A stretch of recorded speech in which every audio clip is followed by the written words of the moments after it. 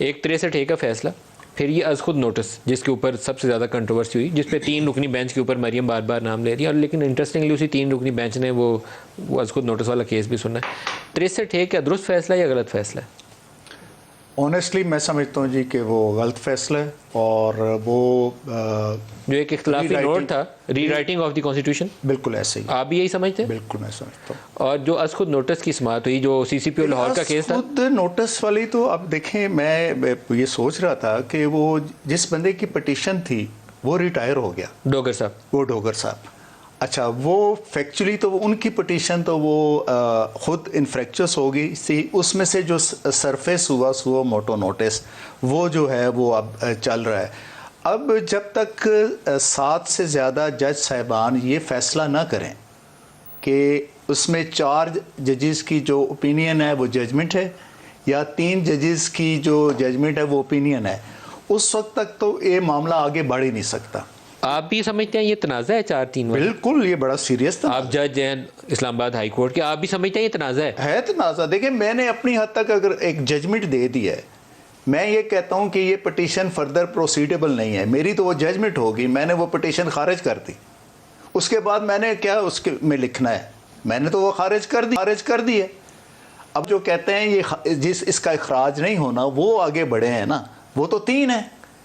तो फिर तो आप वो पोजीशन ले रहे हैं जो आजम नज़ीर तारड़ ले रहे हैं या राना सनाउल्लाह ले रहे हैं, वो कहते हैं 4-3 का फैसला हम तो यही मानते हैं। देखिए, मैं पॉलिटिकल बात मैं नहीं कर रहा, बिल्कुल मैं एक ऑनेस्टली एक लीगल बात कर रहा हूँ कि ये 4-3 का ही फैसला है, और इसमें मैं ये समझता हूँ कि मोहतरम चीफ जस्टिस साहब को फुल कोर्ट बनानी चाहिए थी, और उसमें चाहे जो भी फिर नंबर होता वो एक करार दे देते, जिन्होंने ये फैसला किया है 7 के, उनके अलावा बिठा देते उनको कि ये आप डिसाइड करें जी ये 4 का फैसला है या 3 का। लेकिन इस दौरान एक और केस हुआ जस्टिस फायज ईसा वाला, माजरत के साथ इनसे रिलेटेड आज बहुत से सवाल हैं। बिल्कुल, ये तो जस्टिस फायज ईसा वाला मामला आया, जस्टिस फायज ईसा ने बेंच से वो फैसला दे दिया, 2-1 से फैसला आ गया, उसके ऊपर उन्होंने पहले नोटिफिकेशन से फैसला सस्पेंड कर दिया, फिर पूरा बेंच बिठाया, पूरे बेंच ने बिठा के उनका फैसला उड़ा दिया। देखिए, वो बेंच बिठाना क्या है, वो रिव्यू में बिठाया, कोई इंडिपेंडेंट पिटीशन बिठाई। अगर आपने वो रिव्यू किया है ऑर्डर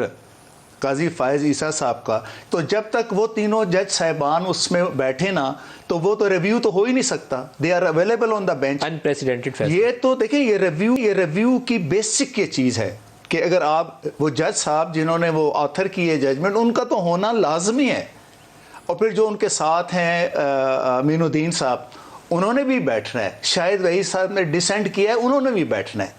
तो उन दोनों को बिठाए बगैर तो वो फैसला जो 8 जज साहिबान है या 5 जज साहिबान है जिन्होंने भी किया, 6 ने किया, वो तो वैसे ही अनप्रेसिडेंटेड है। सर, कुछ तरीके से नहीं मामला तो रहे, जो 4 से 3 जज रह गए थे, 3 जजेस ने अब वो पुराने उसको नोटिस को साइड पे छोड़ दिया और शाह खावर की एक पिटीशन के ऊपर इनको बोला आपस में बातचीत करो। देखिए, मैं नहीं समझता कि ये सुप्रीम कोर्ट का ये काम है कि वो मेडिएशन करवाए। देखें, अगर वो ये ऑनेस्टली समझते हैं कि 90 डेज मीन्स 90 डेज, तो फिर किसी भी सूरत में वो क्रॉस नहीं होने चाहिए। क्रॉस हो चुके हैं 14 अप्रैल, वो ऑलरेडी हो चुके हैं, तो पकड़ के इनको फिर बंद कर दें। इसका मतलब ये है कि आर्टिकल 254 ऑलरेडी इन्वोक हो चुका है, जो ये कहता है कि अगर एक स्पेसिफाइड पीरियड के तहत जो है वो काम नहीं होता, कोई आईनी शर्त पूरी नहीं होती, तो लिमिटेशन के अंदर, तो वो होने के बाद वो अनकॉन्स्टिट्यूशनल नहीं हो जाएगा। इसका मतलब तो ये सीधा साधा हो गया कि ऑलरेडी खुद उस आर्टिकल को ये ऑनरेबल जजेस जो हैं वो इन्वोक कर चुके हुए हैं। ठीक है, अब क्वेश्चन एक्चुअली इनका जो पहला फैसला था जिसमें इन्होंने कहा 14 मई या 30 अप्रैल का दिया, उसने उसको जस्टिफिकेशन उसकी 254 की ऑलरेडी दे दी हुई है। जी, वो यही बात है। असल में तो सारा तनाज़ा 4 अप्रैल वाले फैसले का ही है ना जी, उसकी वजह से ही ये सारे मसाइल पैदा हुए हैं।